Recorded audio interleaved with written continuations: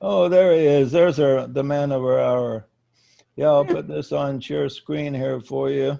Oh, really? Very cool too. Yeah, like I'm trying out a Zoom background which has me ensconced in nature, which I think is Yeah, I going to like be that. very appropriate for today. Yeah, it looks a great picture.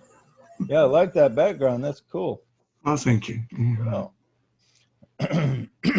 Okay, we're all recording, so anytime you want to start, just go right ahead. Thank you. Uh, I should just leave a little bit of quiet, then I'll switch over to my PowerPoint. Um, mm.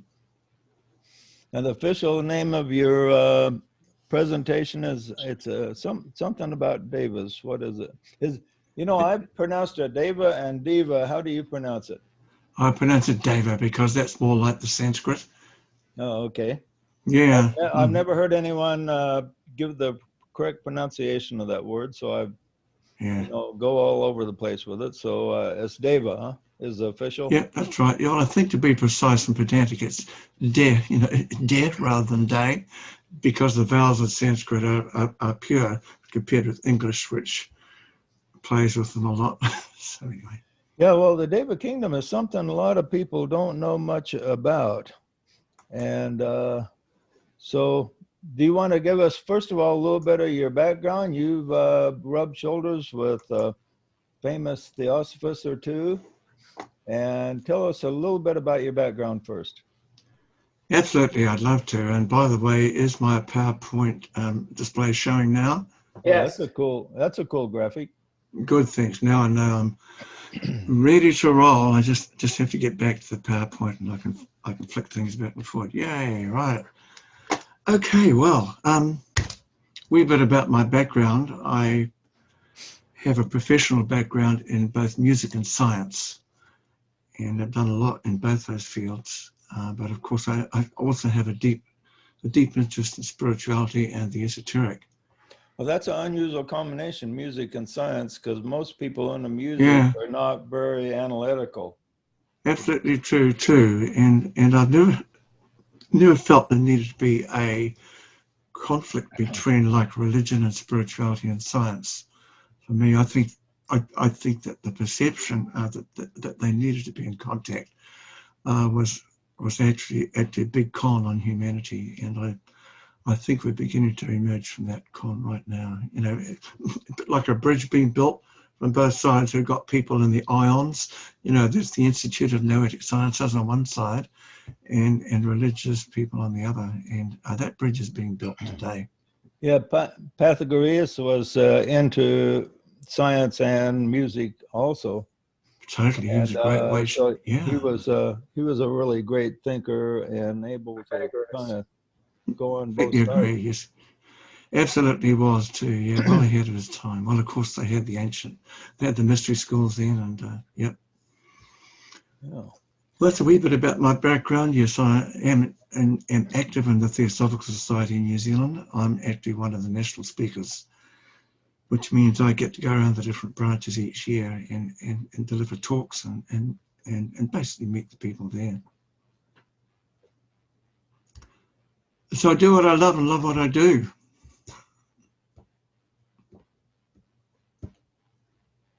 Good. Now, what's your views on the Bailey writings?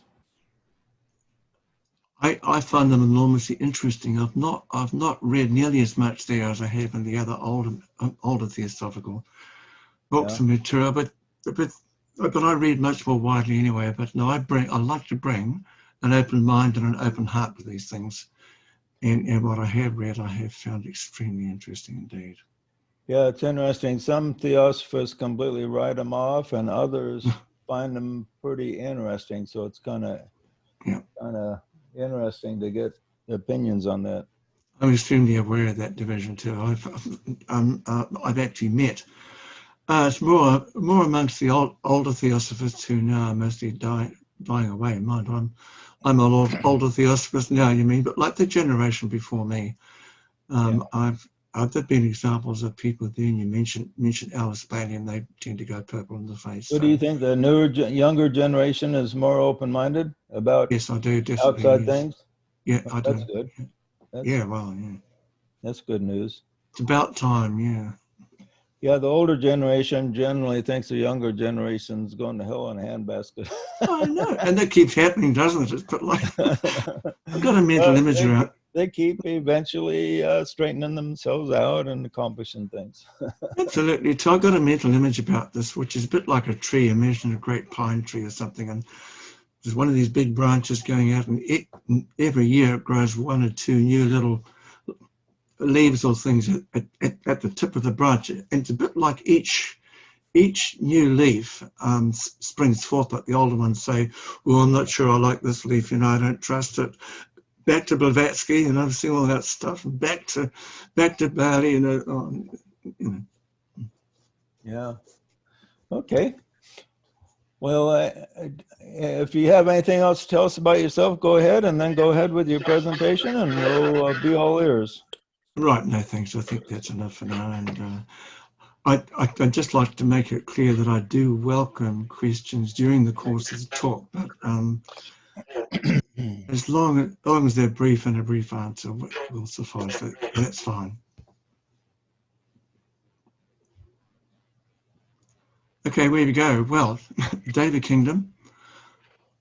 I like to keep an open mind and a spiritual inquiry, which means that these are my present understandings. Mind you, they've been based on a lot. Not only reading, but I've actually met a number of people to whom the perception of the Deva Kingdom is a daily experience and completely within reach. And maybe the most notable of these is the seer and writer, Geoffrey Hodson, who passed away about 1983, but he was a highly trained investigator. He had developed his yogic perception. There's a bit of background noise. I wonder if anybody maybe they could turn off their microphones. There might be a bit of echo effect, I think. We need to mute. Correct. Everybody but the speaker, yeah. Mind you, if you've got a question, of course, unmute. As I say, I'd be very happy to hear from you. Cool. Okay, now Hodson was an interesting person, and he was highly trained. He met the right people, and he wrote a lot of books, and in particular, he loved to investigate the Deva Kingdom. And in many ways, it was his life's work. But he had a philosophy, he had an approach of inviting professional people of different kinds to come to him and pose current questions in their discipline. And he would then investigate them. He would switch on his clairvoyance and say, oh, okay, right, the heart of the atom is very interesting. Things like that. He had that kind of clairvoyance. He was indeed able to investigate different scales of phenomena in nature and different planes at the same time too. And the Deva Kingdom were to him a major part of that huge, big view of life and nature. So that is really how I came to meet him, because I've been a member of the Theosophical Society for many years. I won't describe the link of the connections exactly, but there came a day, David, he heard that I had background professionally in both music and science, and he said, So he phoned him. He phoned up and asked me if I'd like to come and talk to him, and I thought, wow, it was like it made my day because I had already framed the idea that I'd really like to talk to this man. Anyway, I was invited. We had a big talk about it all, and he said, Murray, I'm doing a new round of music forms research. He had done some way back in Hollywood back in the 1930s, and it resulted in a great big book. It's about 15 inches high and probably about 11 inches wide, and that embodies the attempted paintings or perceptions of the music forms, the energetic music forms that he saw being formed as certain pieces were played. And they have 8 in that book, and it's an old book, it's way out of print, but I suspect that a lot of theosophical approaches have it still. And I give a talk based on that. And I said to him, well, yes, I'd love to help you in this work.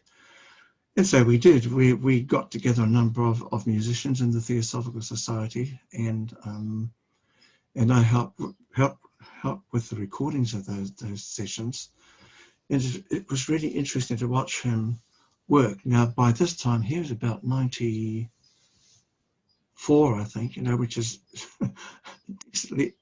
decently elderly, but he still wanted to devote his energies towards this work and basically die with his boots on. It was very interesting being in the room there with him. And he would chant the sacred word Om for a while, 3-4 times, and the idea of that was to help to raise the Kundalini. And I'm no clairvoyant, but you definitely felt sense of it. Definitely experienced electricity in the room when he did that. And so by the time he did it for maybe 2 or 3 minutes, he would say, "Okay, I'm ready now. Ask me your questions." or perhaps it was that we had young musicians in the room and you wanted to hear this piece or that piece and sing me Ave Maria, the Schubert Ave Maria, which in the end he basically ended up doing 3 times. And I want to share with you that when he did that, that the energy in the room was beyond description. And he actually mentioned once or twice that we had invoked a deva, a great deva of the energy of the world mother, in other words, the energies of the feminine aspect of divinity.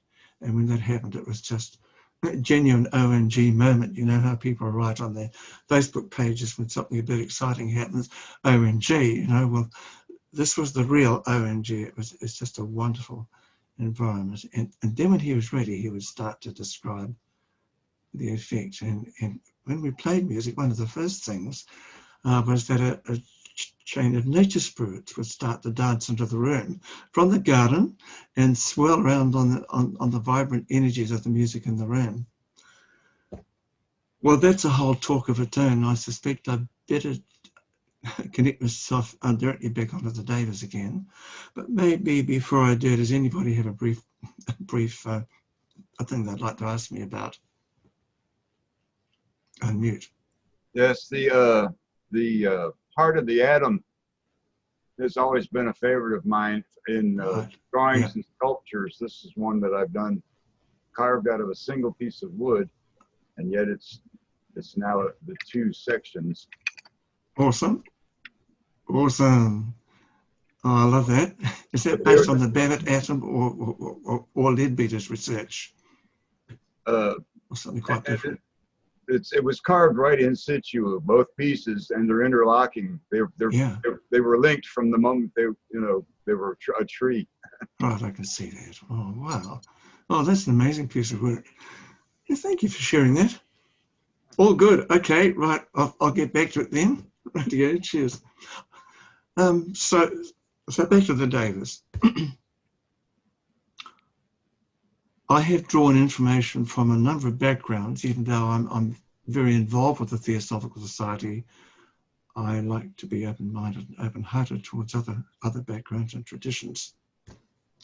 So as I mentioned earlier on, the word Deva itself is Sanskrit, and it means a shining one.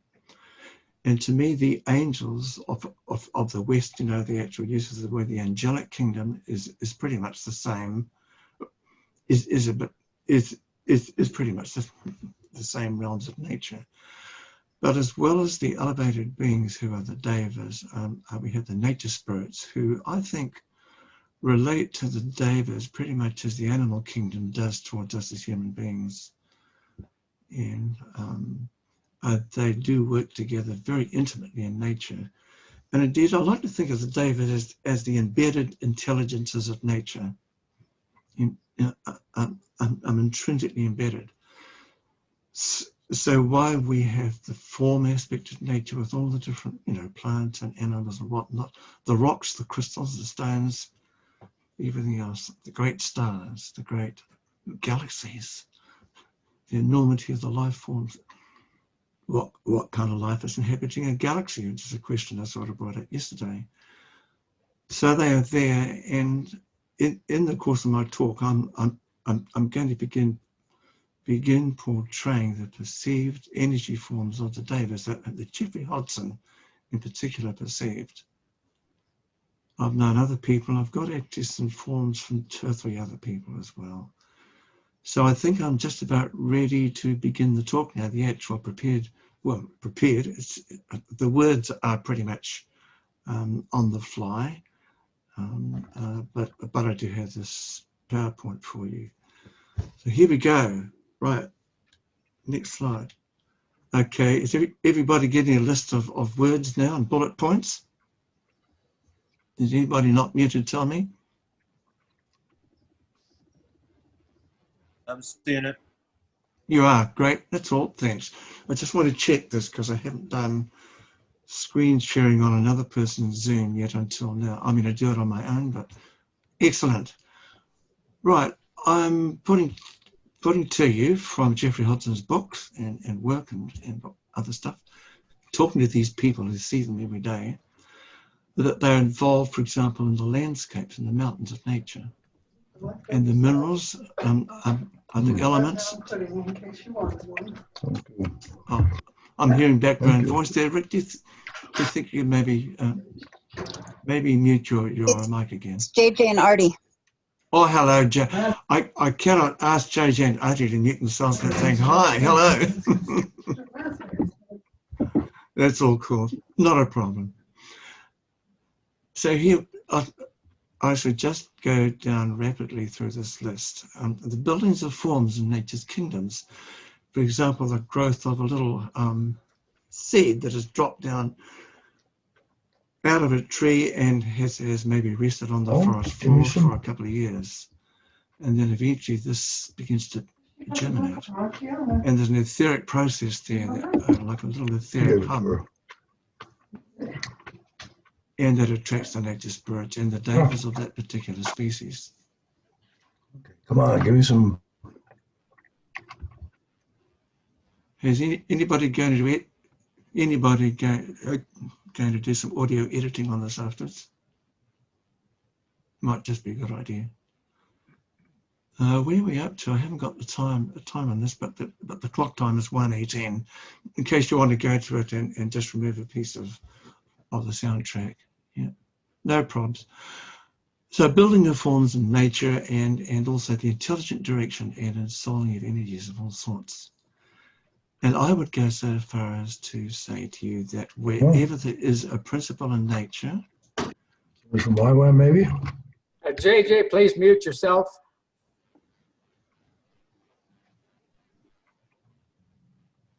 Yeah, it's just that I'd love to listen to you, JJ, but your voice has been riding over my voice a bit too, quite a lot.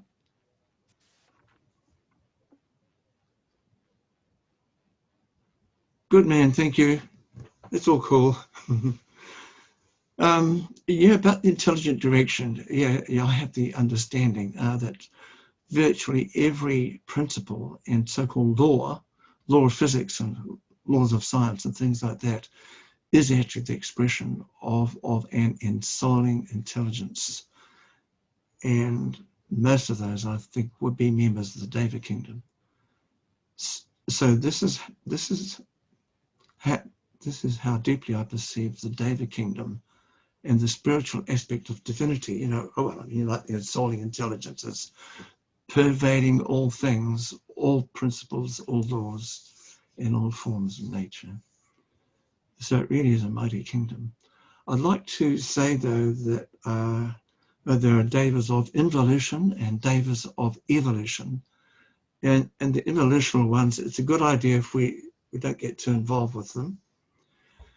They were the ones, particularly that I gather, were virtually enslaved in the days of Atlantis, when a lot of things went very wrong and very bad. And there were a lot of black magicians then, grabbing and ensouling and diverting the devas of nature from their original positive and spiritually valuable purpose over towards doing nasty things which the black magicians wanted them to do. And there are a lot of involutional devas which are on that side, but also a lot of devas which it's good for us to evoke and link with, For example, in the world of religion, you know, the different great rituals are like the Eucharist or the Mass of Christianity. There are wonderful devas which embrace that particular process and help the people in that situation. So I understand that after the great disaster, the great sinking of Atlantis, that the hierarchy on Earth said that we mustn't let that happen again that way. And there's a great withdrawal of both the masters but also the devas. Great way back from their involvement with humanity. And that remained the case for a long time, but there's now a gentle reconnection underway. And Hodson observed that. He was aware that that was the case, and I know that others. Now, does anybody know where in the Alice Bailey work where it's described that that's a gradual reconnection of humanity with the Deva kingdom? And my reading is not wide there, so it would be really nice if anybody knows of that, whether it's happening according to that or not. I've not read all of it, but I don't remember that specifically being mentioned. But nothing she said, I don't think precluded that. That's okay. Thanks, Joshua. Yeah. Any one other person? Yeah. Okay. Well, JJ, sorry. Well, I was going to say that it's written that at some point in the human evolution, the human and the Devic chain will merge. Yeah. Right. Okay, that fits. Yeah.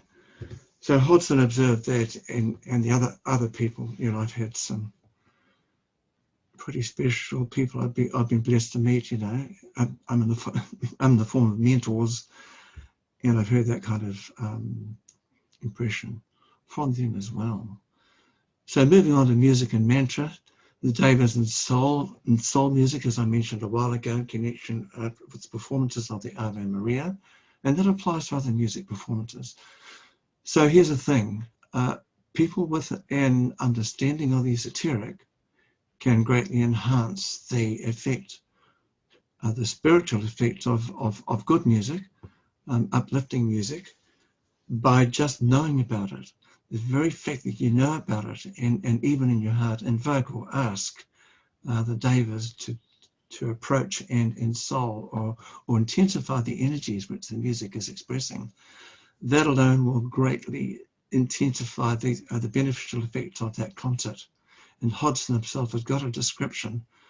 It was just amazing what actually happened, because in that concert, which was in London many years ago, there's a group of people who were esotericists, and they had agreed beforehand at a particular point, I guess the performance of a particular piece of music, we will invoke the Devas at this moment. And apparently the clairvoyant, the spiritual effect was colossal, and everybody experienced that concert as a transformative occasion in their lives, and they went away changed people in different ways. So that's the opportunity. Even as I say, if you barely know about it and just, it would be nice if the Devas attend here, that'd be very, very cool. That very act, that very little thought helps to provide the energy bridge.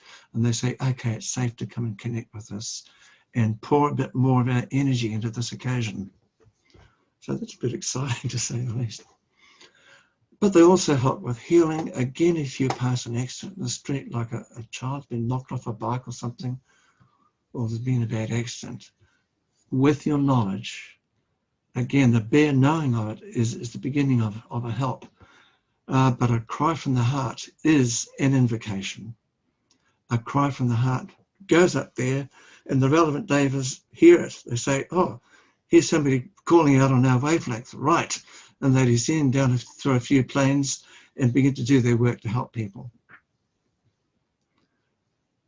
Prayer is wonderful. I'd like to tell you a bit of a story. It's one of the many thousands of near-death experiences which are now up on the internet for the finding, along with other things like after-death communication, etc., etc. But this particular one, there's a woman who had a bad accident in her car.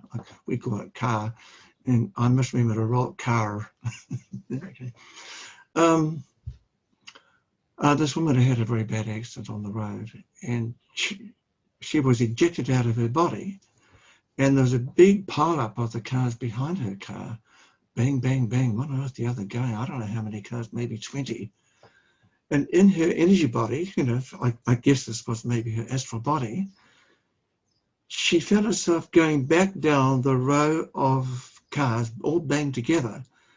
And she saw or sensed, you know, spiritually, that everybody was saying, oh, damn, I'm going to be late for my meeting. Oh, you know, number of cuss words that I don't need to repeat right now. And she got back maybe 20 cars before she found somebody who was earnestly praying and saying, please, God, send the angels to help this person who must be everybody hurt up at the front. And she said, oh, that was great, 20 cars, and finally somebody's praying for me. Well, it did some cool things. It began to do some wonderful things. And I thought it's such a raw and genuine sounding story to think that your prayer, your invocation, your shout for help is absolutely worthwhile doing, because it'll reach the relevant beings. They might be people who are incarnated, but they do what's called in the old books in the Theosophical Society, they become invisible helpers, or there might be human beings who are left as well. So there's an ocean of help out there. Any questions about that stuff? Or comments? Well, C.W. Ledbetter in his book, The Hidden Side of Things, goes into quite a bit on that subject of the devas and the devic energy from a chapel that's built by carrying individuals over a period of time and various things like that. Yeah, exactly. Yeah, he does, yes. And in fact, he's also written a smaller book whose name is Invisible Helpers, and lots of accounts there as well.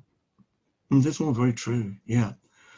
He describes one of the books, I think it's The Inner Side of Things, which has a depiction near the end of a Masonic temple built in the energies of the subtler realms. It's a noble, wonderful edifice, a bit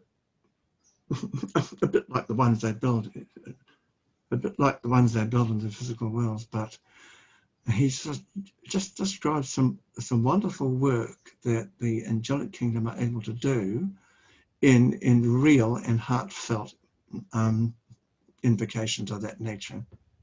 I know there are lots of conspiracy theorists on the internet, on YouTube, and all over the place, who just discovered that the Freemasons are bad, you know, and so you get these endless comments, and also the Illuminati are evil. And I think what's happened is that the genuine uses and expressions of those organizations and those terms have been hijacked by the dark side, who snuggled up to it and put out fake stories. And of course, if you're a young, enthusiastic conspiracy hunter, it's unfortunately true that I think that the fake accounts and the fake meanings of those words are the first ones you'll meet. But Isabel Blackthorne has written a wonderful biography of Alice Bailey, and there she devotes a bit of attention there to the absolute debasement of the original concepts in Bailey's writings. Again, I perceive this as a work of the dark side. You know, they get in there and they start to screw around with it. And but she puts a lot of the false stories right, and I think that's happened all the way down through history, including the Theosophical Society itself. Right from the beginning, there were awful arguments, and then there were splits and this, that, and the other. So be aware. I mean, yeah. Well, we are warned to be aware of the constant ongoing efforts of the dark side, which is why there's extremely good reason to invoke the light and do everything you can as a helper in ways that are realistic and appropriate for you. Now, there's another big bunch of megabytes of information. Anybody got some questions again?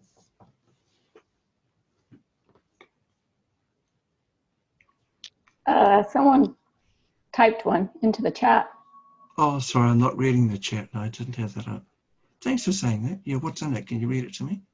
It says, are the devas similar to the elemental spirits that indigenous people in Africa, Australia, etc. relate to? Is that a statement or a question? I wasn't able to hear the intonation.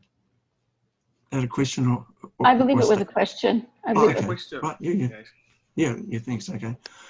Well, I speak respectfully of other cultures' spiritual understanding, but to me, the indigenous people of Australia and New Zealand, the Maori, in different parts of the world have retained a great deal of truly ancient wisdom.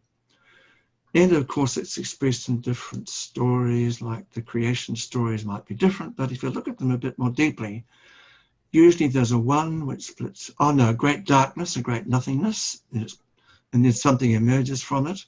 And then you find, lo and behold, the two creative agencies, and then maybe a third. And that's the one that then starts really creating the universe. And with variations around the world, you find that well, this is my perception anyway, that basic underlying story underpins them all. But I've visited one or two of the sacred teaching schools in New Zealand, and we had a wonderful time comparing the basic worldview of Theosophy with their stories and their legends, and it was very exciting. It was really exciting because, as I described a few things like the devas of the mountains and the nature spirits of the gardens and the rivers. And the guy I was talking to in this particular instance was sorry, I get a bit excited.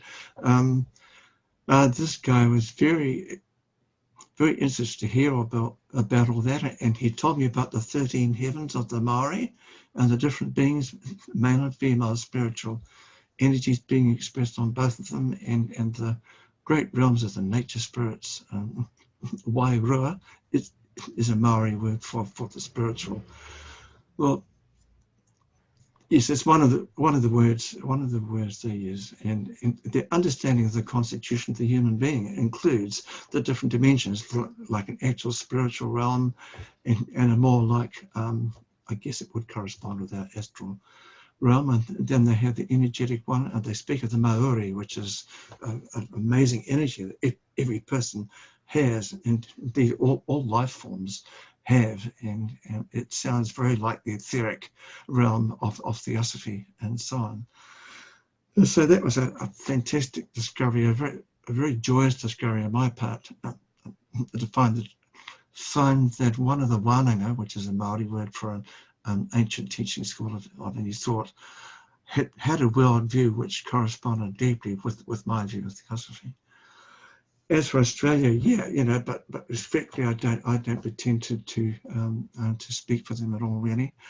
But I do know of an occasion, this guy putting out a story that there's going to be an ancient a special Aboriginal ritual at Uluru on the 21st of December this year, and apparently has a lot to do with the changing of the energies on the earth and the great shift that's underway. Oh, these people talk about the star systems too. I've heard a wonderful old Maori elder. He gave a talk about the energies that came to Earth from the different star systems, and he spoke of the Pleiades, and I was pretty excited at the end of it. And I went up and spoke to him, and I told him a wee bit about where I was from. In fact, he was talking to a theosophical audience, Christchurch. Of course, I got very excited about this. I spoke to him, and he was a lovely, warm-hearted man. We just ended up with a gentle touch on each other's arm, and it's just such a beautiful exchange of an unexpressed knowing about that. And I felt very blessed. Hey, I haven't even got through 20% of my talk, but that's okay. Healing, yeah. Devas help healers and doctors. I mentioned that they help specific rituals, as in church services and temples. Geoffrey Hodson used a wonderful phrase in one of his books, which just referred to the tradition of temple worship on our planet, and it was just such an all-embracing term. Basically, was the hierarchy's view of the great project of the emergence of spirituality for humanity in all its different colours and shapes and forms. I'd like to share with you a mental image which I think expresses this very nicely. It is just if you imagine inside like a great cathedral, you know, one of the great cathedrals, Notre Dame before it was burnt, and you walk in and it's a bright day and the sun is streaming in through these wonderful coloured windows.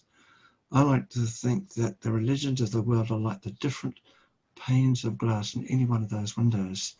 So there might be a brilliant gold and then a deep, deep ruby red, and then a pale amber, and, you know, the greens and all the different colours. And I like to think that the religions actually, at their heart and in their intent and the intention of the founder, are like this, that they occupy and express different energies, which you can talk about as notes on a great cosmic keyboard or colours on a great artistic palette. So that in itself has great potential for the healing and the integration of the religions on earth. And yes, there are different images. It's one light, many colours, one light, many panes of glass. World Mother I've mentioned, pregnancy, oh shucks, inspiring artists, apparently the orders of Devas who inspire artists and scientists like that. And although I understand the masters do that as well, you know, they apportion that work between them. And also guardian angels. Those stories have a background of truth behind them. And we are apparently apportioned a member of the guardian a member of the guardian Devas who are apportioned to us at birth, I gather, and often help us avoid danger. One way they can help is if, for example, a person has ended up in a very dysfunctional family and there's a lot of argument and abuse and the children are born into that. I understand that the guardian angel, especially the child, even before birth, at the time when the different bodies are being formed, Hodson has observed a few of the stages before birth, and he observed a guardian angel helping to protect the child, the incoming spirit, the incoming spiritual ego, and provide a buffer layer, if you like, or bubble, bubble of protective energy around the growing astral body, etheric body, mental body, and the physical body, which is a great service. It's great to know that they do as much as they can within the karma of the souls involved in that family at that time. So I'm going to rip forward and okay. These are other organizations or people who have discovered a vital link with the Deva Kingdom. Findhorn, well, I guess probably everybody here in this meeting has heard of Findhorn and the amazing things they discovered, being able to grow huge cabbages on virtually rock beaches, just bare rock, because they had some people who could receive the advice from the Deva Kingdoms of those particular life forms. And they're down the left of the picture. There's a gorgeous great cabbage there.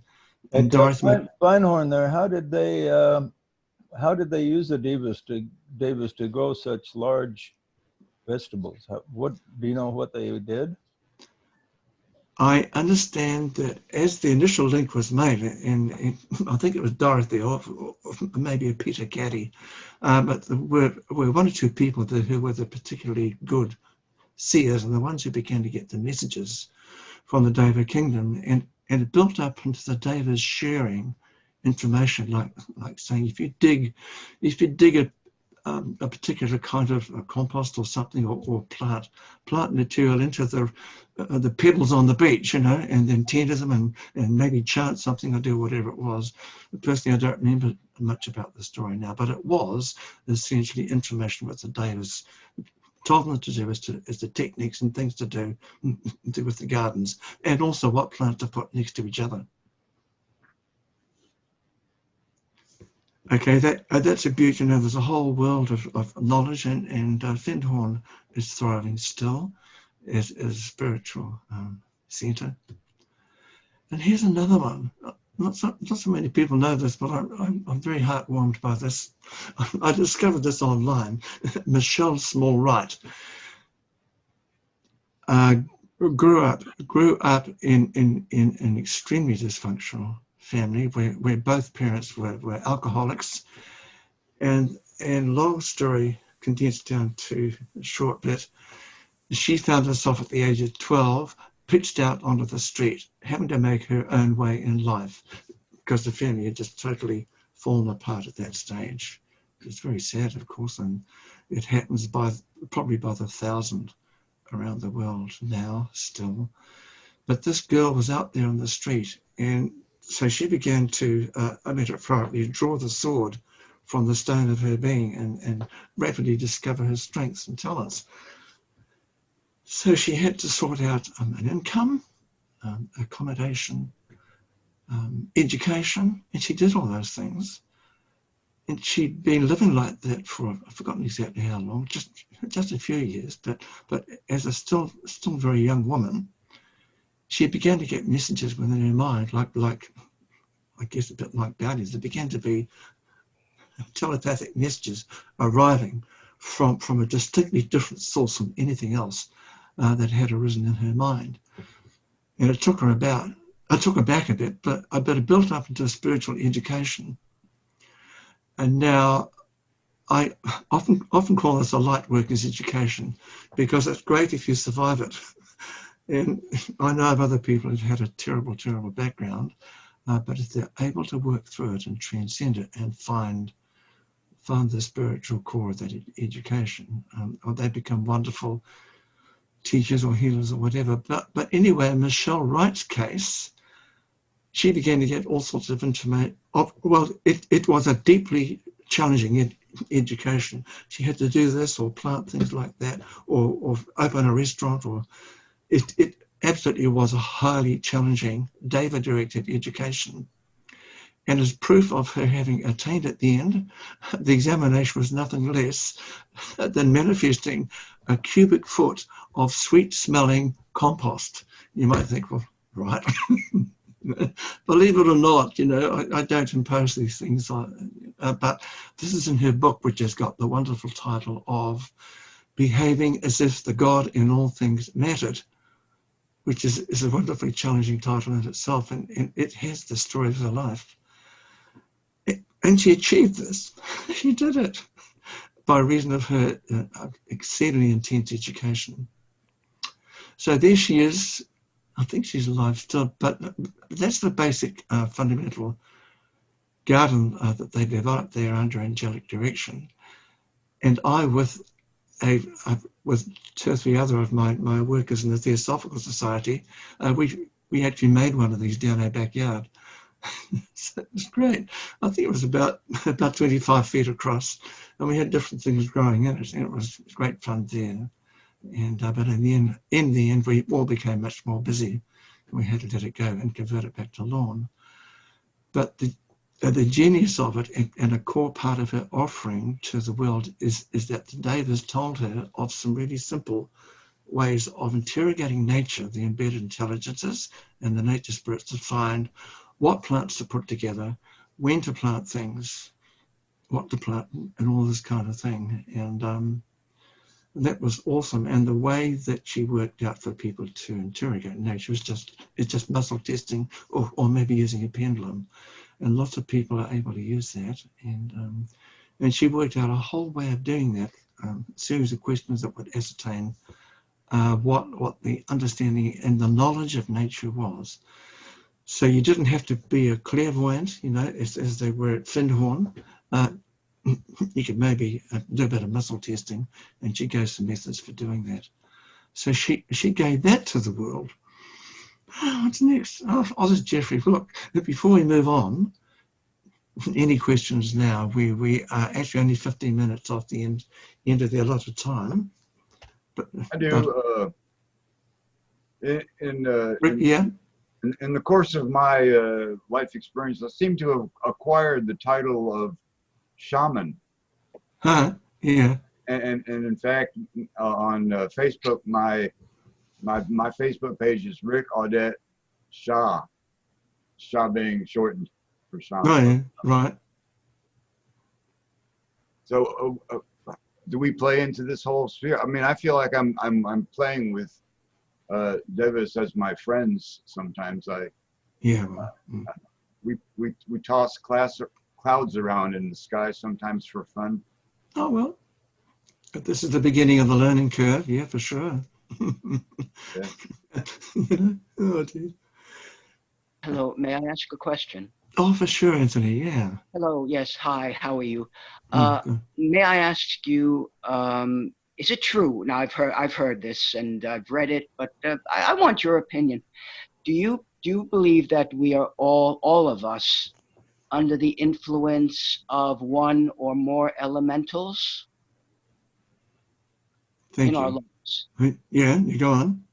No, that's actually the question. That's Right. the question. Excellent. Thank you. Right. First part of my answer is to actually unpick the meaning of the word elemental, because in the different literature of the Theosophical Society and the organizations which have come since, I've noticed it's actually used in at least two different ways.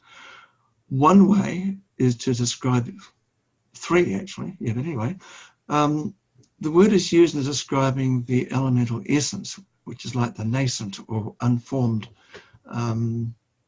ocean of astral energy on the astral plane, and likewise on the mental plane as well. And it's that stuff, when a person creates a strong thought form, it's that material which is suddenly pulled together into the form of the thought form. And actually that elemental essence, believe it or oh, well, I mean, part of Theosophy, all right, is ensouled by a wave of monads. It's ensouled by a monad. And these are monads who on the journey out from the divine source, and it says an involutionary journey, like they're plunging successively deeper into the realms of matter of nature, which begins at the high spiritual ones, and the last level there's the physical level. So that's the use of the word elemental there. But the word elemental is sometimes used to describe the powerful thought forms, and great elementals were produced by the priests of Egypt in the past to perform as guardians, to have an enormous lifetime for a start. And these thought forms would be programmed with inflicting harm of some sort on the unwitting person going in.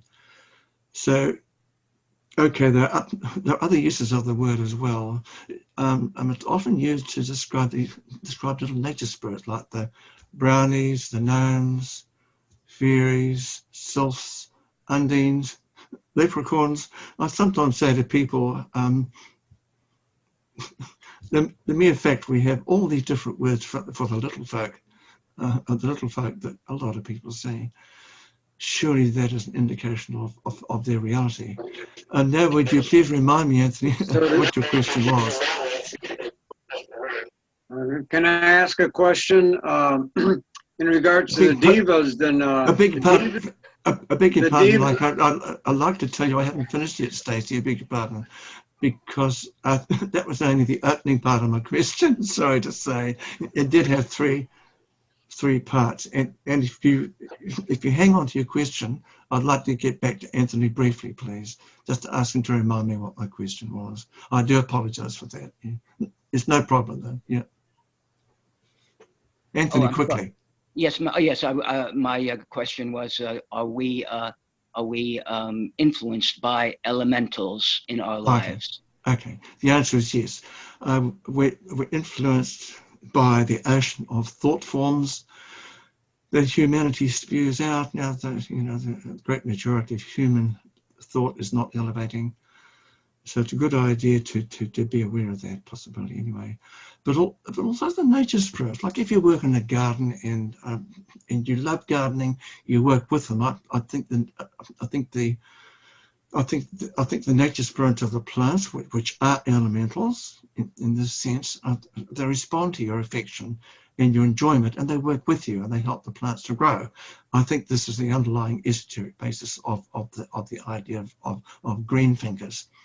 Some people are good at growing things up. I think the elementals enjoy their aura and say, oh, I think we'll help this one.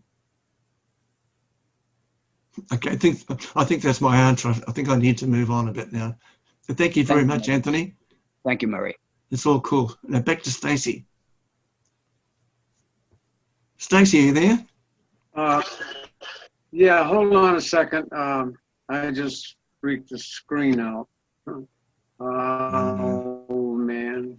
Well, go ahead. I got to get back online. I just got that's knocked okay. offline. That's okay. Just remember your question. Well, as long as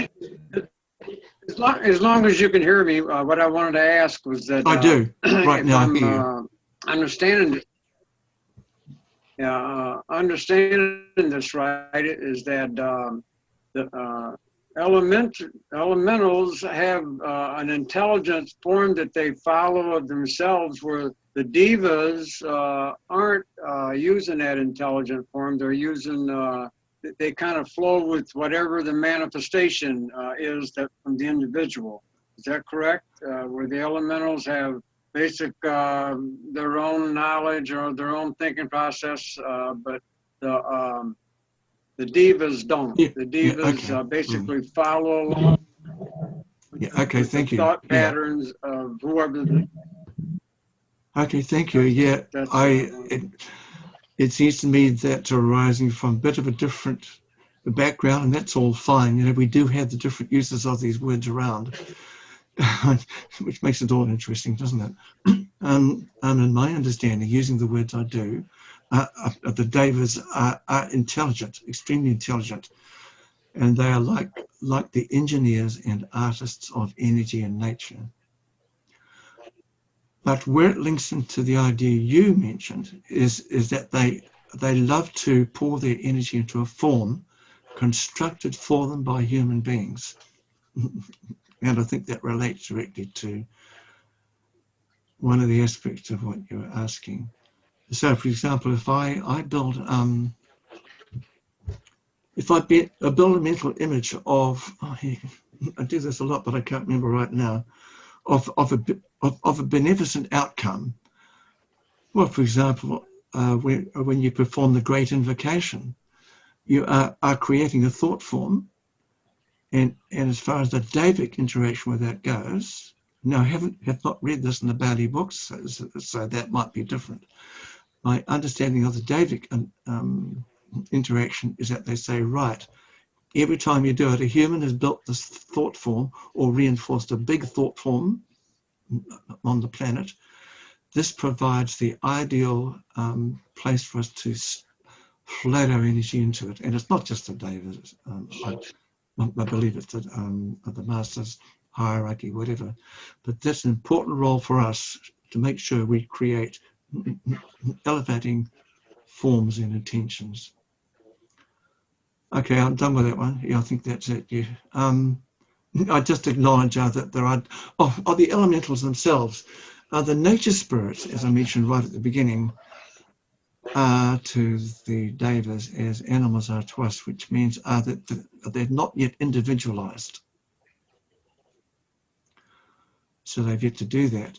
But their joy, their absolute fun is to, in their world, run up and down the lines of force of the energies which the devas are creating for them. So if you take that example of a seed that's dropped on the forest floor, when it's got sufficiently moist and the season's right, and that begins to emit apparently an etheric hum, little vibration. The source of this is Geoffrey Hodson. And that hum goes out. The first beings that hear it are the nature spirits who operate on that wavelength. And they're attracted by that. It's magnetic for them. They begin to come in. And then the deva, who is like the guardian or the inspirer of that particular kingdom, is attracted as well. And right then you've got like an energy flow path from the deva through the nature spirit to the seed. But the nature spirits all they know is, oh, this is a wonderful field of energy. I love running up and down and all around on it. You know, it's their bliss. They're good fun. It's like an animal, it's like a cat playing with a ball of wool. For them, it's like playing with a ball of energy. You know, I get it. Yeah, go on. Sorry. Yeah. there's a very, very good section in the book called A Treatise on Cosmic Fire. Right, I know it. Yeah. Alice Bailey's book, where Yeah, I know the book. Thank it you. Yeah. goes into detail of the involutionary elementals and the evolutionary elementals and the chain of devas, Right. Okay. and all the way up to the angels and the archangels, who are all part of that Davidic chain of evolution. Awesome. So, Thank you for sharing. I mean, you can tell I haven't read that book. Well, not that part anyway. So I recommend it. I recommend it. Oh, well, yeah, I know. It's one of the biggies. It's well in your line of thought. Well, I get that too. I mean, there's no doubt about that one. One of the Bailey books I read about a year ago was the oh God, something human and solar. What is it? Initiation, solar and human. I read that, and just reading the book was almost an initiation. It was just a totally mind-expanding journey of experience.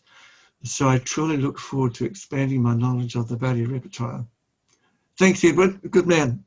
Are you a student of the secret doctrine then? Oh yes. Well, that's the background of my main learning curve in the Theosophical Society. But I did not come to read. Treatise on Cosmic Fire is very deep, just like the secret doctrine. Yeah. No, I get that. Yeah, I understand that. A big learning curve. I was going to display to you some of the angelic forms that Geoffrey, Hodson had observed and described in his book, The Kingdom of the Gods, which is a masterly work on the Deva kingdom. There's one now. I just need to explain a bit about what that actually is. This particular image was initially painted to his laborious description while he was observing it clairvoyantly. Really? So just imagine what a long, painstaking job that was. But he did do that because he really wanted to get these images out to humanity. But think what the chain of transmission was. The reality was an energetic process. An angel is more a process than a fixture. So it's a process more like a flame of constantly flowing energies. Furthermore, it's in not just 3 dimensions, but at least 4 and probably 5. And then for him, although he was a highly trained seer, there had to be a transmission of that raw data up at its own level into the 3-dimensional structure of his brain. And I've actually been with him when he described this process. He was able to look at his own brain and he observed, oh, well, there's a great reduction of the amount of information from its own level, just in being imprinted into the brain. And he said it also has to choose from the contents of the brain that are nearest to it. So I think you've got by now that there's a great reduction of the information content of the original perception, but nevertheless, this still conveys something of the nature of a deva. It's a great standing flame over a mountain. And what's it doing over a mountain?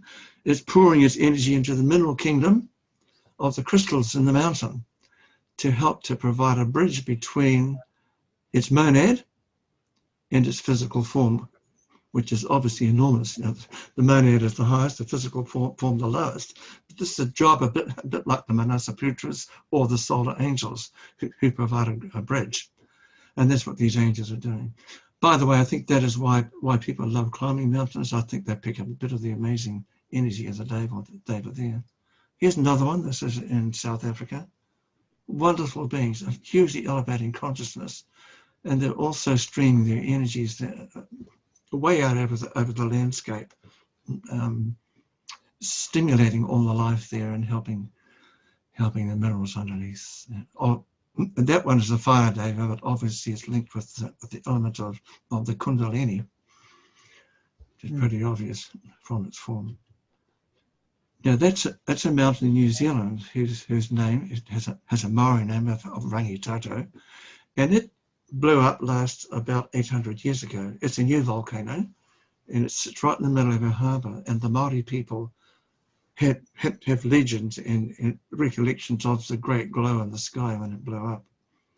But that's an amateur artist's depiction of Geoffrey's description of it.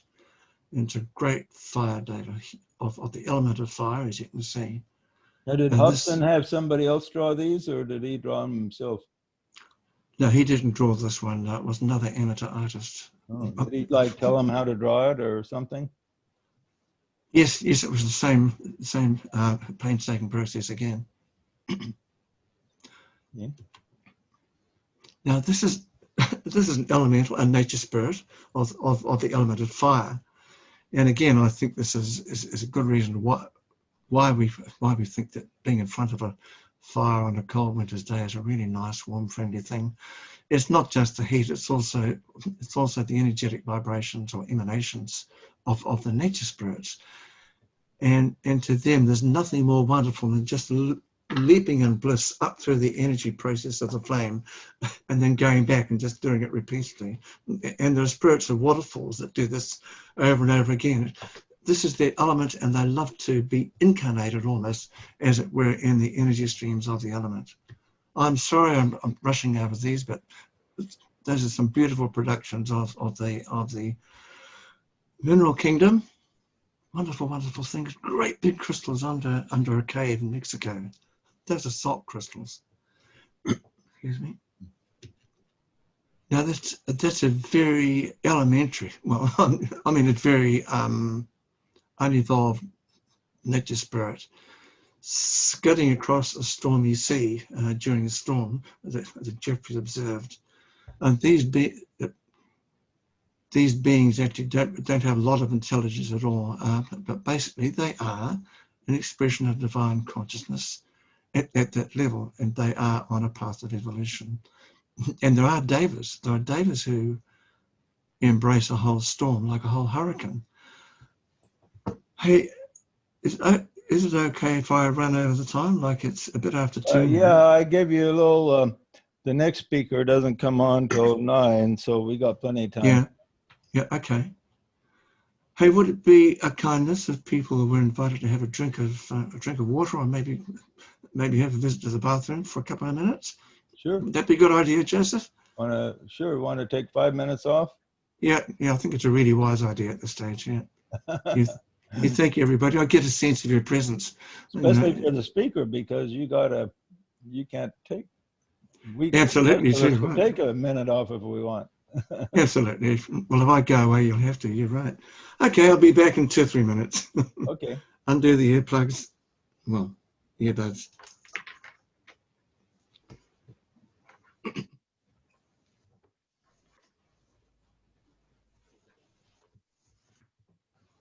Sum it up. Donald Trump ought to win with a landslide because his name literally trumps the other two. So I'm expecting him to win. Yeah, you're one of the few. Most people think a lot of people the polls are negative on him, but a lot of people do think he's going to win. So. Well, Biden's been biding his time this whole time to get where he wants to go. I mean, that's in his name. He'll always be biding his time, waiting. Oh, really? Biding his time, huh? Interesting play on the name there. Yeah. And then, and besides that, he has Alzheimer's. And come on, people are smarter than that. They can recognize that. And the Harris, in her name, she needs a whole lot of private time. So she's not going to be out there with people. She's not going to be, seen and heard. And she's not a warm fuzzy. And people, if you're a Trump hater, they're going to vote for her. But if they're not a Trump hater, they're not going to vote for her because she doesn't connect with people. Well, I was surprised to see. I thought she was really going to be out there a lot after she got the nomination for vice president, but we haven't seen very much of her. So maybe you're right there. Yeah, she needs a lot of private time. And I think she's recovering and doesn't want to make slip ups again, because in one of her first speeches, she simply said, when we have the Harris administration, with Joe Biden. Yeah, right. I remember So Joe that. Biden said that too. right. And so, but if I don't look at any of the politics and I'm just looking at her name, she needs so much private time. And if you're president, that's not something you get unless you're asleep. Yeah. You know? Yeah, it's. I imagine it's pretty tough being president, really, because you don't have much private time for yourself. That's for sure. Yeah, I wouldn't think so. And she has a huge need, according to her name, for private time. Huh. You know, so it would just be, against her nature to be a president when you've got to give up one of the things most precious to you. And her name says that she gets off balance when she doesn't get her private time. And I just don't see any president, any leader that's got that much responsibility getting private time. That's got to be. We watch all this from New Zealand. I won't say how, why, or what, because it divides people here too. Pro-Trump or against Trump, QAnon. There's all that stuff raging around here. Right. Well, and Trump has some real conflicts in his name. And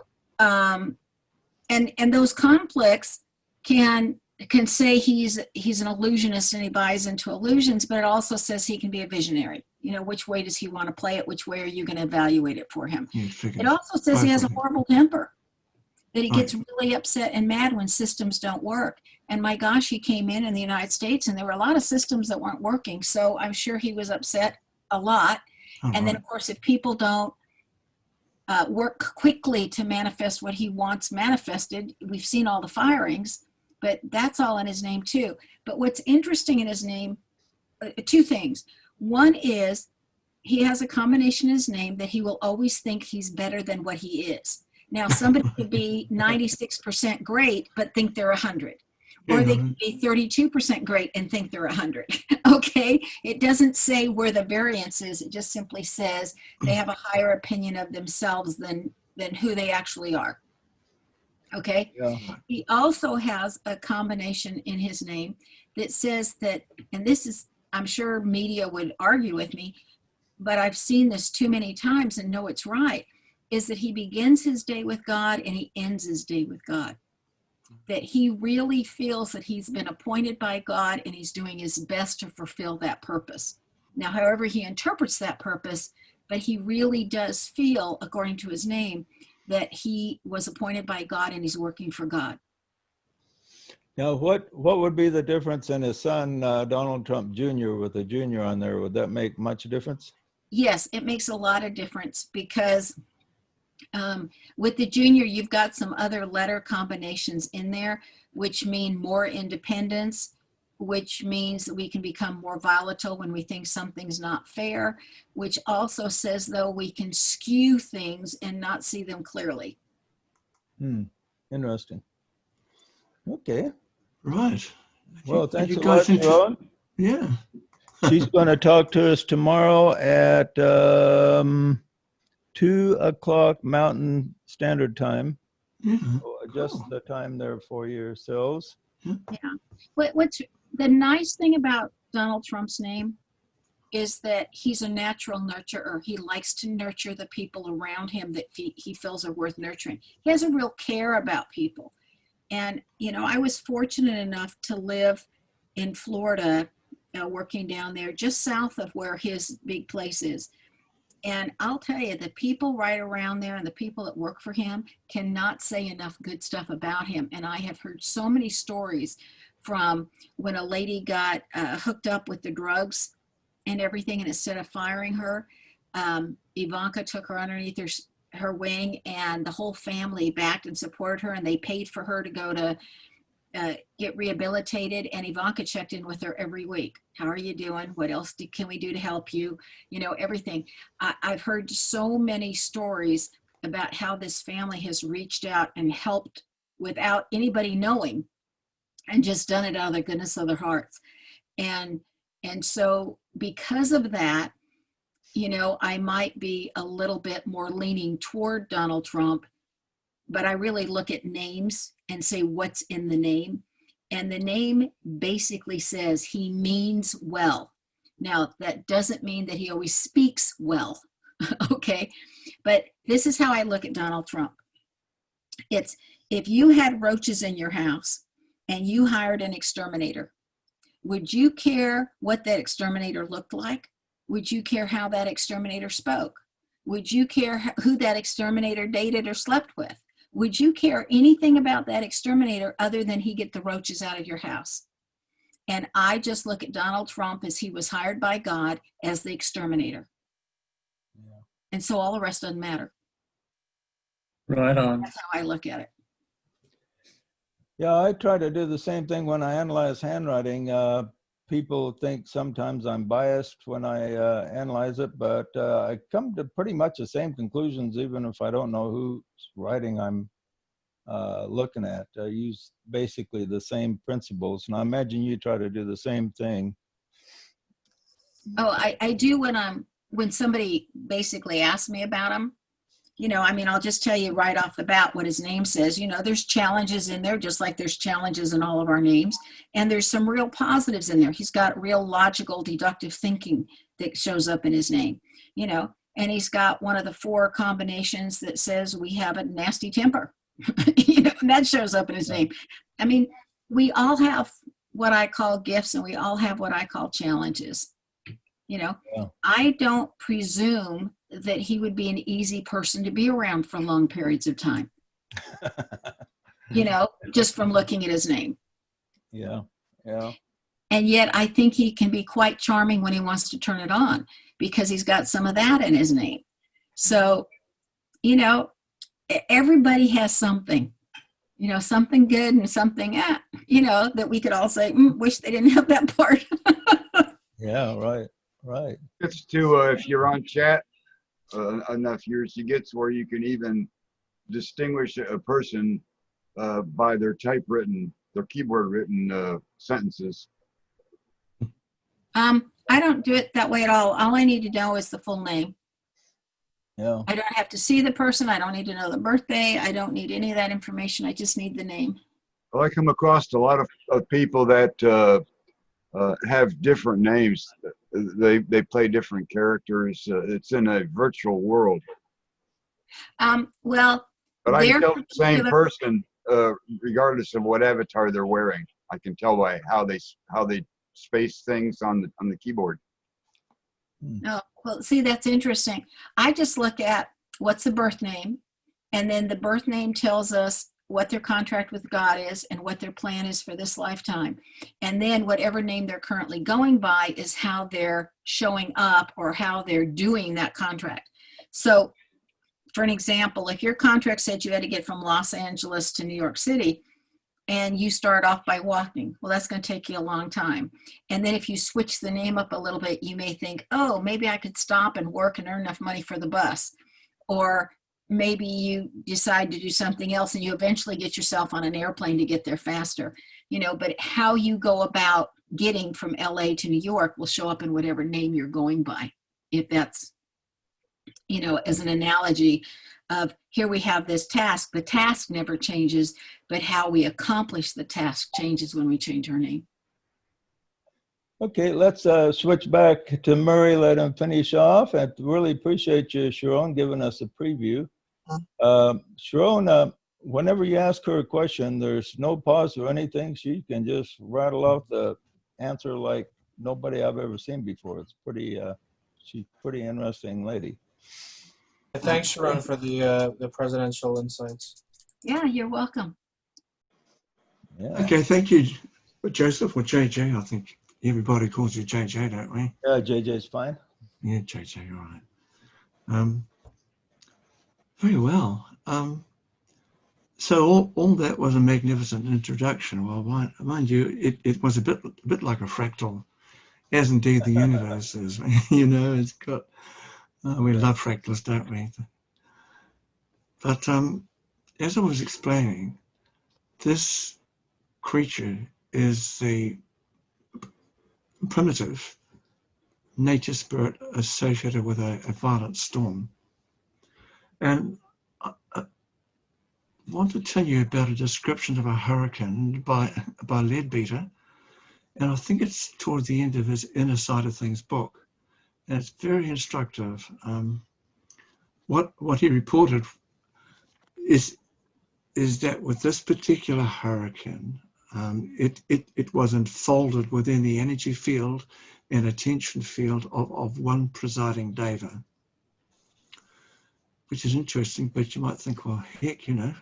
So in this hurricane, there was a giant deva that was in charge of it and controlling it. Is that what you're saying? Presiding, but not necessarily making everything occur. And I'm about to explain the difference, or the rest of it. Although it held the hurricane within its auric field and thereby held all the nature spirits, they were embodiments of powerful energies in nature. But here's the kicker, that the raw material of energy that they have to work with was hugely intensified by the ocean of negative psychic energy that humanity has been pouring out for thousands and thousands of years. Yeah, a big aha moment, and you think, and the effect of this was to make the hurricane much more intense than it otherwise would have needed to be. So it's one of the pathways, I suppose. I'm a kind of a karmic pathway. It's a way that we get our own back in a rather grim way, a not very nice way at all. So the presiding deva apparently has to allow these other effects to occur because they are within the scope of karma. But at the same time, they provide an organizing and cohering principle which applies to the whole storm. Any questions about that? Yeah. It's food for thought, isn't it, really? I have a question. What are some mantras that you might use to change the weather around you? Oh, how wonderful. What a lovely question.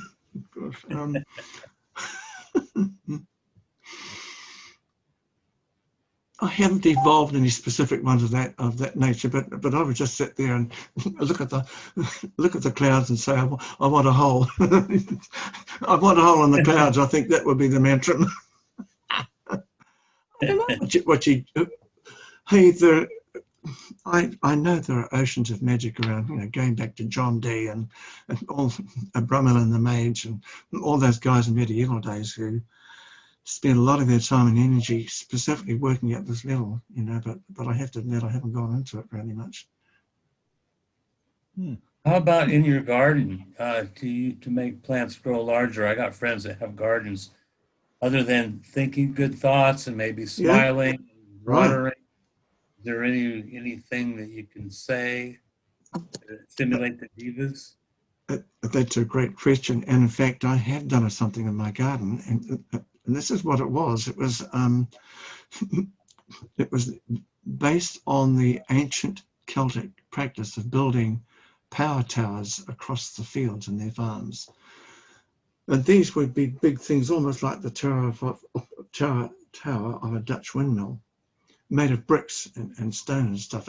It had to be bricks or rock of a fire of an igneous nature.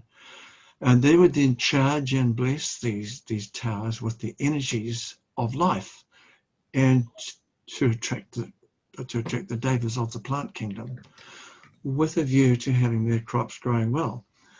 Well, the lady alive today, when I last looked, whose name is Alana Moore, and she's an internationally known dowser, and she's investigated these power towers and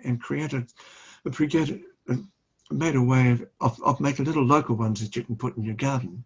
And I've put one in my garden. And I tell you, the trees have just exploded. I declare that it works. It's almost overpowering the middle of the garden because the trees on both sides are just branching out at a tremendous rate. But what the modern power tower was a length of plastic drainage pipe. It's about that diameter, 4 or 5 inches diameter. In this case, about 6 or I think my one may be more or less 8 feet long. And the protocol that Alana worked out was to bury this in the garden and stack it full of crushed igneous rock. Well, in Auckland, we have about 60 little extinct volcanoes, so it's not actually hard to find some igneous rock around the place. I actually live on a little volcano, and you might think, well, isn't that a bit scary? But the Auckland volcanic field has the characteristic that volcanoes blow up somewhere else every time. So in fact, I think I'm living in the best place, which was on one of these, almost on one of these little volcanoes.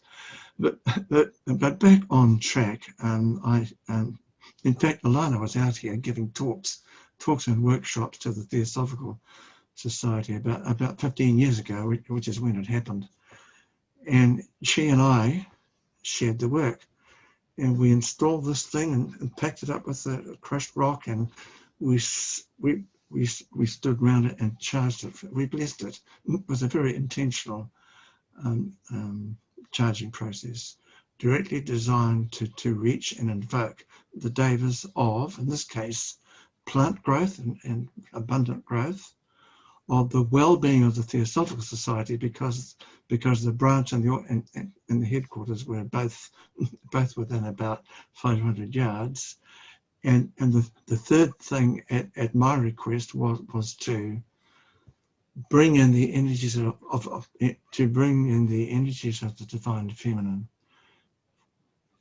to help to restore the balance of those energies in humanity. And that's a process already underway, but it still has a long way to go. So that's what we did. And Alana then walked out to the street, maybe 600, 800 yards away, and she applied a dowsing rod, and she said, it's powerful even out to here. Well, I vouched that it's powerful from the rate of growth of the trees surrounding my backyard and the way they've been growing around it. It's not much of a scientific experience, an experiment, of course. I know that it's got a lot of variables, but hey, it's a good start. Right, let's move on. That's hurricanes. I'd like to mention there was a lady who had a protocol online for, that was fun, for helping to put the fires out at the Amazon. And she was a practicing shaman, and she had invocations and stuff like that, which, in other words, are lots of different ways of doing it. Oh, well, I don't think, I have to look around. I think I've lost my PowerPoint. So can devas be used to put out fires? I think so, but there's got to be a sort of respectful relationship with them. And but if it's done the right way, you can do a lot to bring in rain. Yeah. Oh, okay. That'd be one way to put them out, wouldn't it? Extremely effective. Well, Madame Blavatsky was able to invoke rain, just in her spare time. She had sufficient shamanic powers out just in her, out the corner of her eye, probably. But I've got to reinstate my PowerPoint. Hang on a moment. I'm not familiar with this environment. Yeah, Blavatsky did some pretty amazing things. Oh, that's right. Well, she did, especially in her childhood. She certainly had a memory like nobody I've ever come across. Like yeah, that's right. All the references she used. Yeah, I know. Pulling out of thin air. Yeah, totally. According to Colonel Olcott, it was amazing to watch her writing Isis Unveiled in parts of the Secret Doctrine, because she would embody different beings from time to time, like different masters, including the big name ones. Yeah, I guess she would see references just in her mind. Oh, that's right too. Write them down.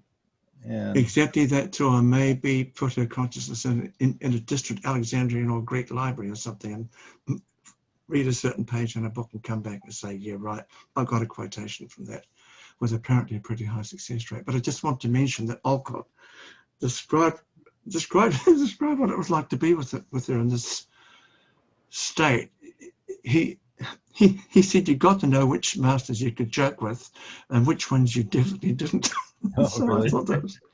And Blavatsky was observed, I've forgotten which master it was, but there was one where this is her body, okay, and it's a process called tulku, I think, which is where the disciple steps aside and the master begins to use the body. But there was one master who would absentmindedly twirl his wonderful Victorian moustache. So it was apparently hilarious to watch Blavatsky looking into the distance, twirling her moustache.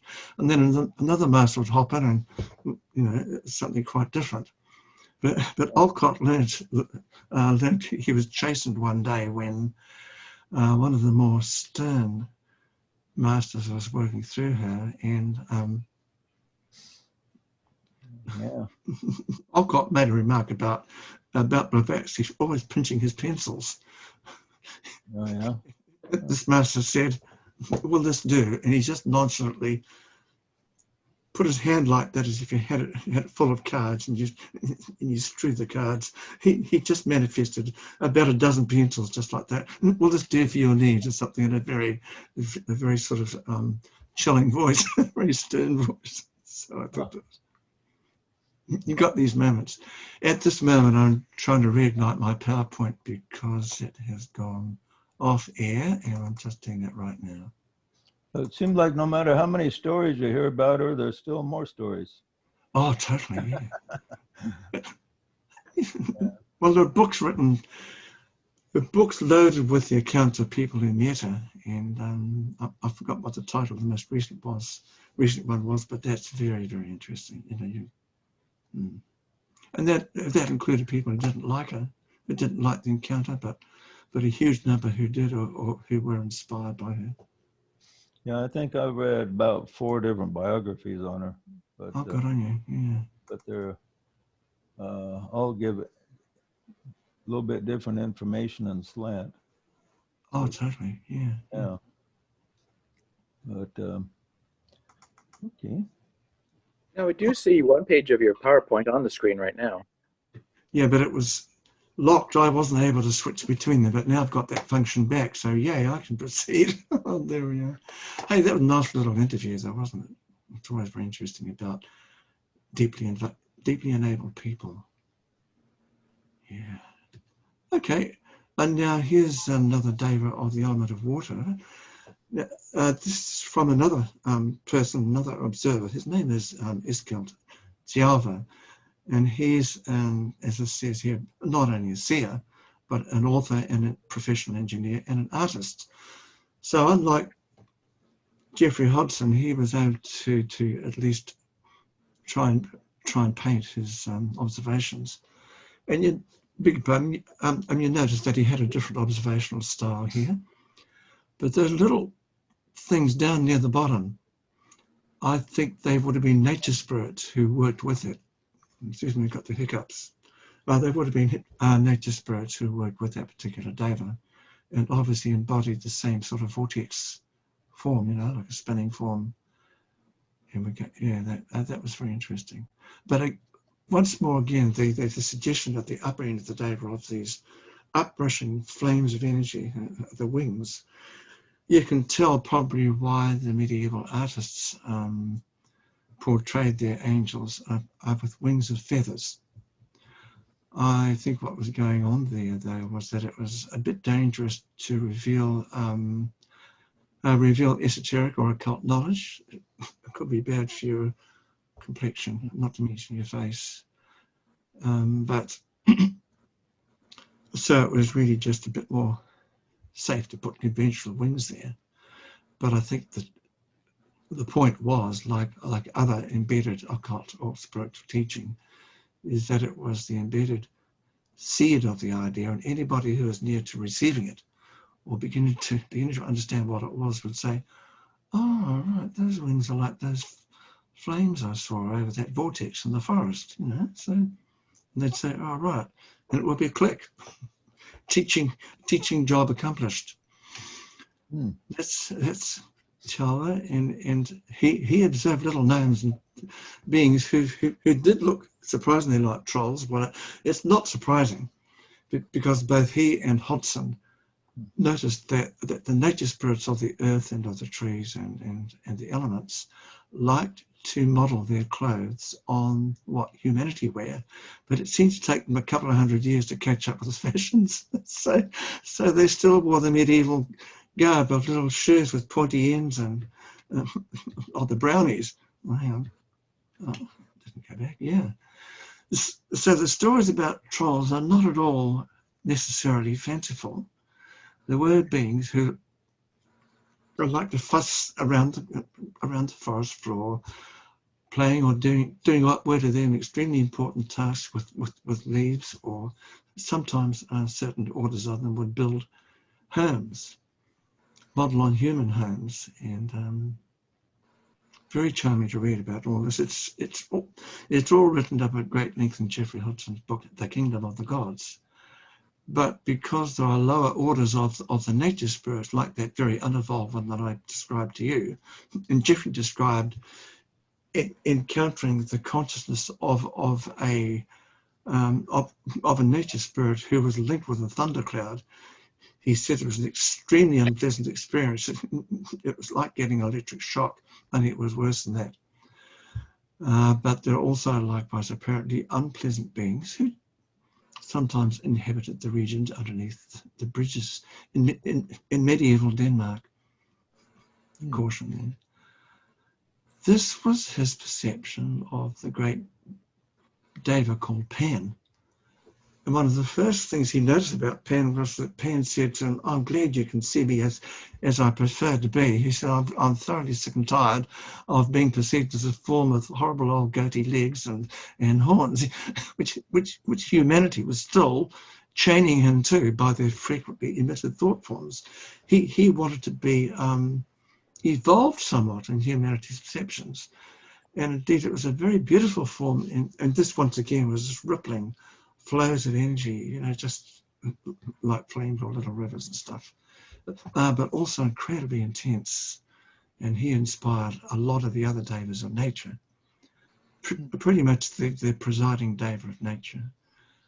And I haven't mentioned yet, but an overriding characteristic of deva consciousness is intense joy, just intense joy, and also experience of oneness with the divine life. So for them, it was a total joy to serve the other kingdoms of nature. And they, one of their projects, one of their purposes is to try and help nature, human beings, I mean, to actually experience the oneness too. Now, this is an observation of Geoffrey Hodson.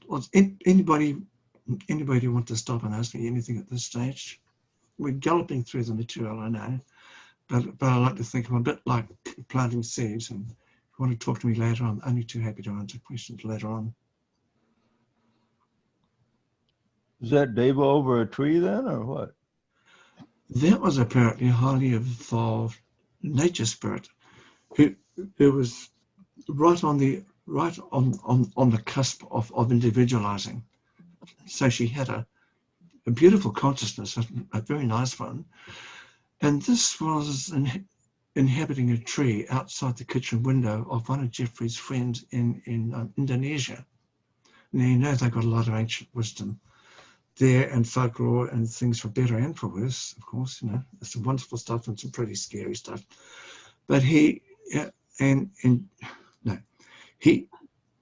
came to visit her, and before long, she asked him, "Oh, would you please look at this tree outside my kitchen window, because I've got this really friendly, warm, loving relationship with it. I just love to go and look out the window and look at it, and I sort of love it, and I pour affection on it, and I feel I'm getting affection and love back."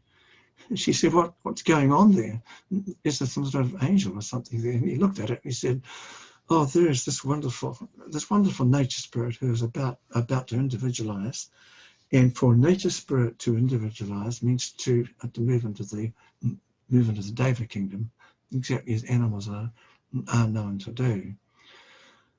And he noticed that she had a sort of uprushing energy structure with elementary chakras. That's what those brighter patches are up the central column. We've got a central column. We've got chakras. you know, the occult equipment of the human being is already in evidence there. And also a bit of a plume of fire or flame just flying upwards from her head. So he said, this is a delightful creature indeed, and you are blessed to have your friendly relationship with her. And I think that's a very cool story. I think it's a delightful thing. It doesn't mean that all trees are inhabited by equally uplifting nature spirits, but I think a lot of them are. Oh, hang on, I think I've got another story. No, I don't. Yeah, no, that was very, very cool. I thought the reason why I do this is that I got my camera, my webcam, almost in the middle of the display, which is great. It means when I'm looking at the picture, my eyes are not way up there or way down there, but it does mean I want to look at something in my picture now and then. I've got to. It's just an experiment, okay. Now here's a great landscape, David, who presides. Hang on, I just need to clear my throat. Where's the mute button? Yeah, okay, right. This is a great landscape, David, who presides over an area of I think probably New Zealand forest and bush. And its role is to inspire, energize, stimulate the ensouling monadic life.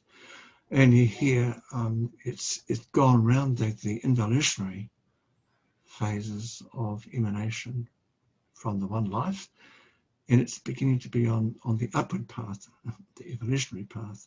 It's been in the mineral kingdom, and now that now the life wave, this life over these particular monads and these life forms is beginning to rise through the plant kingdom, the vegetable kingdom. And it's a very slow evolution as well, but at least its life form, the expressive form that it's now inhabiting, is a bit more evolved. It's definitely more evolved than the mineral kingdom. It's beginning to be able to grow forms a lot faster than the slow-growing crystals that you find in nature. And it grows forms like shoots and tendrils and central trunks of trees and things like that. So it certainly has a lot more life. And people have observed, Geoffrey again observed the auric field of some ferns, I think it was, and he found a definite ensouling life and an etheric life which responded to human affection and things like that. So if anybody is moved to talk to their pot plants in their lounge or something, or talk to their plants in the garden, be encouraged, keep it up, because the trees love it, and they grow better when you do. So once again, this kind of deva has a landscape function. Oh, now I've turned it off. What did I do? Oh, I'm learning the arts of this. What did I do? Oh, sorry, what did I do? I turned it off. I haven't understood this aspect of the presentation thing.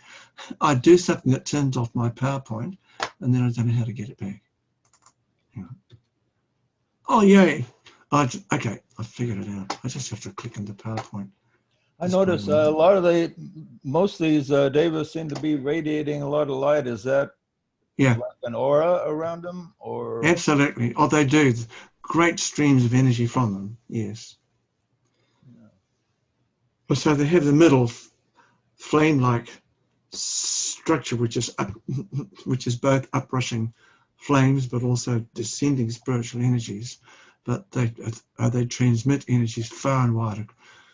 If they are a landscape deva, then the energies embrace the whole area of landscape, maybe a mile wide, or there are greater archangels as well. And there are great archangels as well who might embody a whole ocean.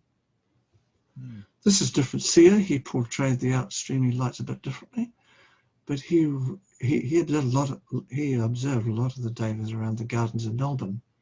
There's a wonderful botanical garden there, and that was the way he painted it. Angels of wind and sky. Yeah. Now, who's heard of Rudolf Steiner? Well, I don't want a chorus of responses, but if I was in a room talking to people, I would say, who Who's heard of Rudolf Steiner stuff? And half the hands might go up, or whatever the fraction might be. But there's a process there which maybe a good number of you are aware of, which is to prepare, in this case I think it's the preparation 500, which begins with a cow horn. If you're a skeptic and a mainstream scientist, the smirk will begin to occur over your face. But I trust you're not here for nothing. And the process here is that Steiner was a very gifted seer too. Very different from Hodson. But anyway, no, he saw quite a lot of things. And this one here, the actual ritual, the process here of putting the cow dung in the horn and planting it underground for, I've forgotten how long, a couple of years or something. Does somebody want to talk? Dana, do you want to talk to me? Are you there, Dana? Did you want to make an offering?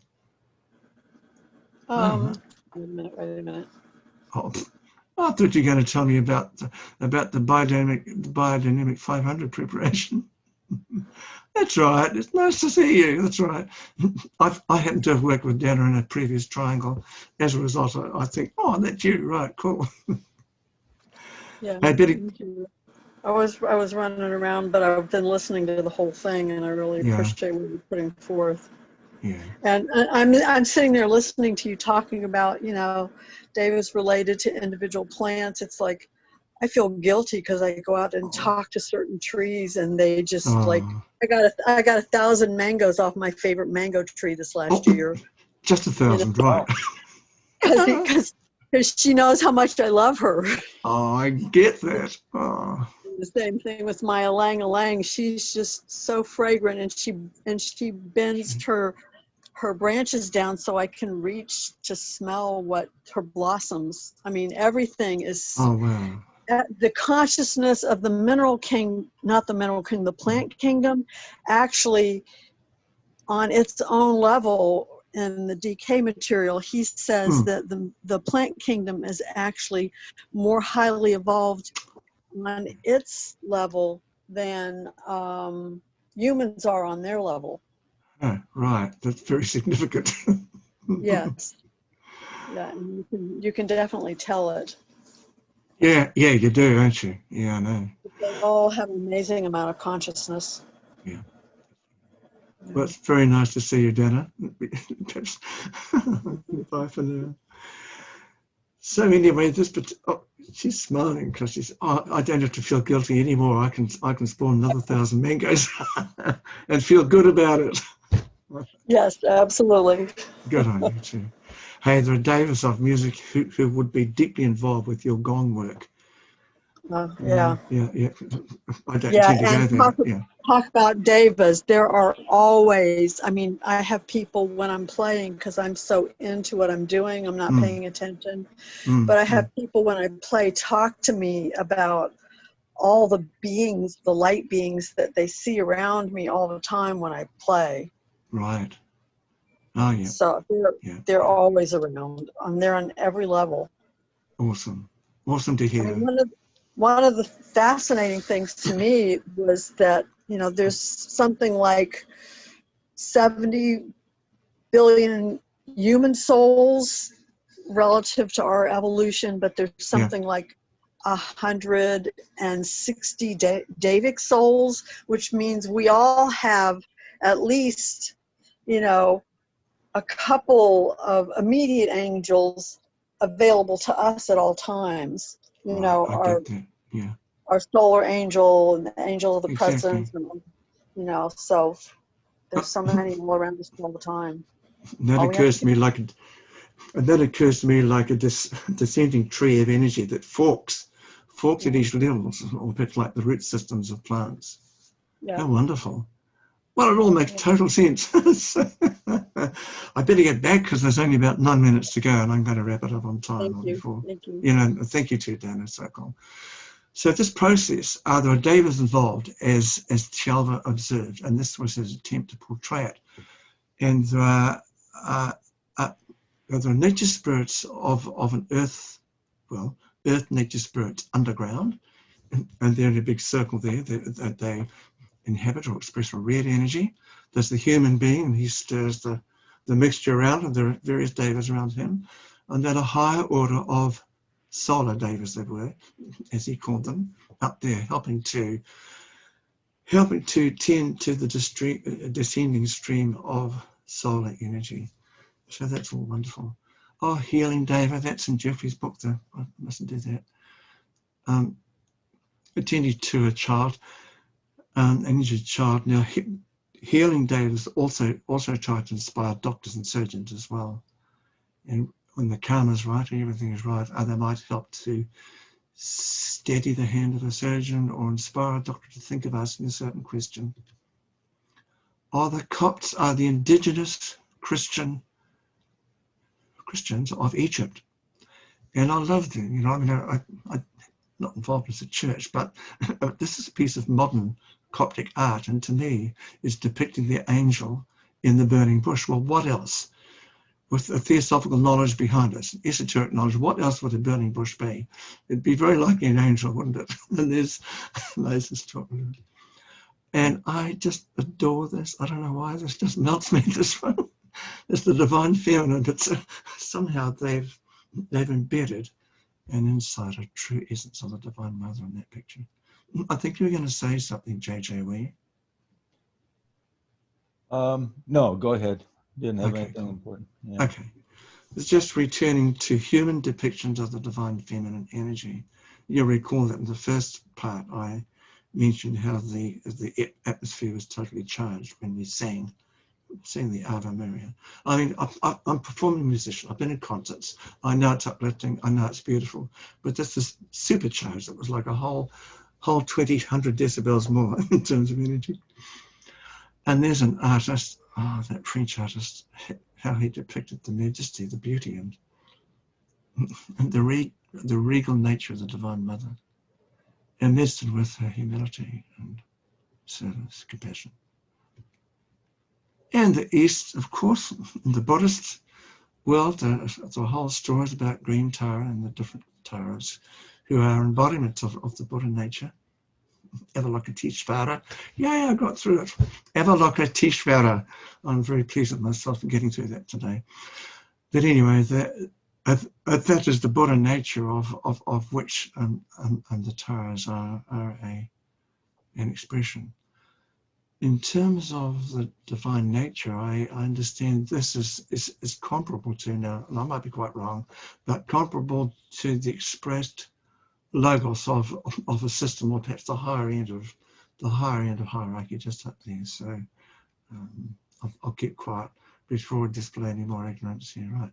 Oh, this is another. This one of Jarvis Davis, which is very like the depiction and description to the Divine Mother. This is during a concert of the Grail legend opera Parsifal by Wagner. Parsifal by Wagner. And there's obviously an invocation being depicted there. Enormous energies there. I'm sorry, just that I need to move on. But anybody like to ask a brief question right now? Because I am going to finish on the hour. I'm good at doing that. So you've got 4 minutes. Well, you're kind of pretty good there. All right. Yeah, that's quite a picture there. Yeah, it's quite amazing.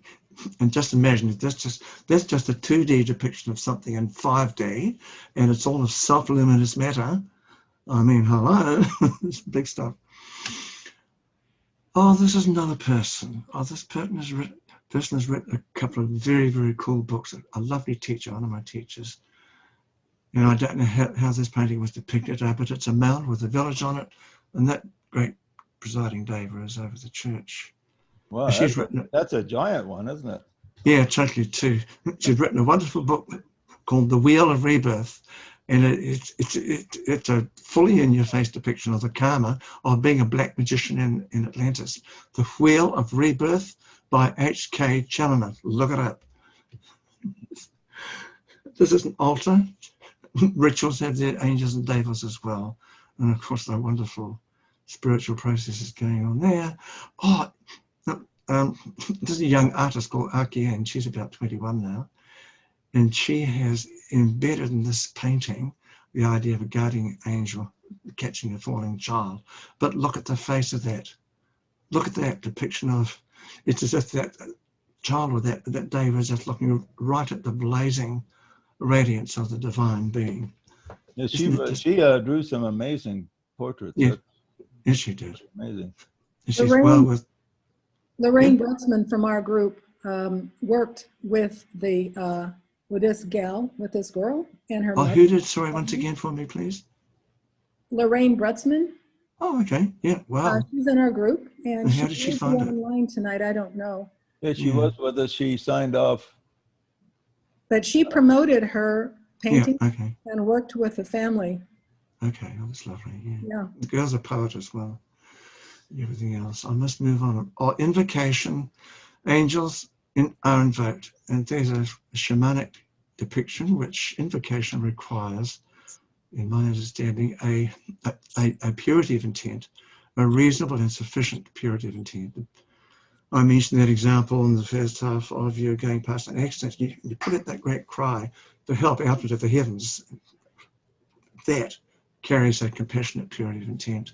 And the fact that you're asking for help for healing tunes in, and you've already reached up and it has come from the heart. And so it's an invocation. But there the practitioner, sorry, the shamanic practitioner is invoking the Devas of fire. Oh, draw and pull. There's a representation of that slide I had at the beginning of some of the realms of Deva's work. I'll skip over that. And there's Geoffrey Hodson, my beloved teacher, or one of them. And he gave me that photo. I helped him in some clairvoyant investigation projects into music and science. And after they've been going for a while, he gave me that picture. So I think it's a fitting note to end on a fractal, a fire fractal. Oh. So thank you all so much. I've thoroughly enjoyed this. I got totally excited and got gobstopped by my own whatever. But thank you so much. It's been a great